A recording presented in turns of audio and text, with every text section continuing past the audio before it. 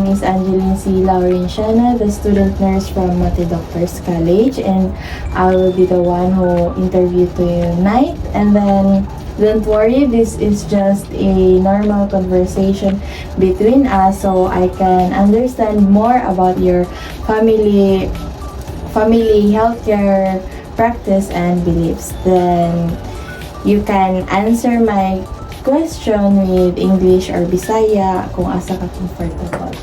So, shall I start the question, ma'am? Yes. Okay. The first question I am going to ask you is, what are the health practices or beliefs did you learn from your family while growing up? While growing up, akong parents kay ginatuduan mi nila na before magkaon kay magwash jud og kanang kamot or mag-permi jud mag-inom og tubig. Then ginatudluan pud mi nila na importante jud ang pagkaon og mga healthy foods, mga gulay ana kay para dili magsakit. Wow, hindutin yung lifestyle, ma'am. And then, the second question is, what does your family usually to do first when someone becomes sick? If naay magsakit sa amoa kay ginatiman jud mi nila, then ginapakaon, ginapainom og tambal, ginapapahulay. Pero if dili na jud kaya sa among lawas or mulala na jud among kalintura kay ginapaadto namin nila sa doctor sa healthcare. So, the next question is, are there traditional remedies, healing practices, or beliefs about illness that your family follows?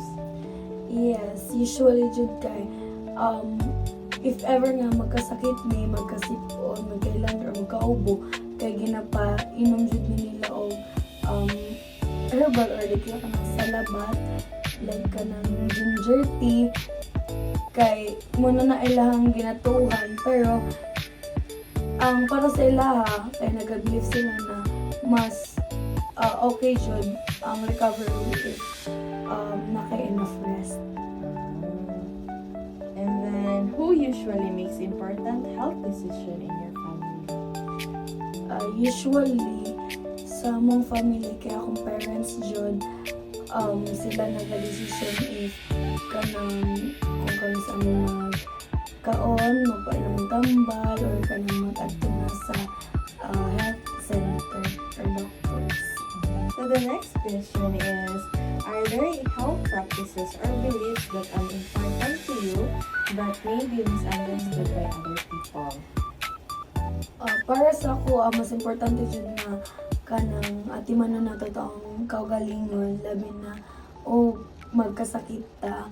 Pero naay uban tao na ma-misunderstood nila nga kanaabi nila na madala lang og tambal or mag-inom lang og tambal if magkasakit.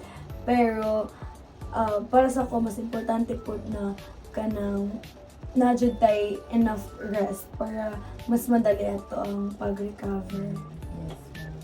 And then, have you ever changed or adjust one of your cultural practices because of school, work, religion, migration, or interaction with other people? If naa po, unsa po? Yes, sa ako mga na-learn sa school ana kay mas naging careful ko sa ako ang hygiene, especially kanang if na ako sa labas kay permi jud if magkaon ni kay permi ko magawash na og kamot ana, then mag-use ko og alcohol, then naga-follow ko og protocols, then tungod pud ana kay mas nasabtan ako ang importance of prevention kaysa maghulat nga magkasakit.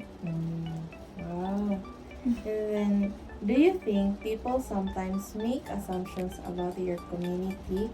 If you think, give me some example. For me, some people nagathink nga ang mga tao sa among community kay nagayus lang sila og kanang herbal. They only use the herbal lang daw or kanang dili nagatuogod like sa mga doctors or kanang mga check up. Pero for example kanang magkasakit, magkasipon, magkahilanan kay abi nila na dili abi nila nga magainom lang ni og kanang herbal or kanang salabat lang good. Pero if kanang mulala na ang sakit kay naga-pa-check up man jud pud mi nagapatambal pud mi sa doctors and dira na pud mi kanang ginapa-admit sa mong parents then maga-take na mi og kanang medicine from sa hospital. So the last question is, what is the one thing about your culture that you wish healthcare workers would understand better? I wish na mas masabtan sa healthcare workers na importante pod ato ang family in our culture kay we often rely sa atong family manggod when comes sa support o kanang mga tabang and making healthcare decisions. Then kanang mostly pod some people kay mahadlok na sila na kanang mag-ingon kung unsa ilang sakit or kung na ba sila mga sakit or kanang maulaw na sila mag-ask og questions mo na be kind and patience and kanang include na to atong family when it comes sa kanang pag-decisions kay mas dira maging comfort ma-feel sa ato ang patients or ikaw nga managsakit nga comfortable ka og naay mas nag-care sa imuha. Ma'am, thank you for your wonderful answer for those questions. Thank you po.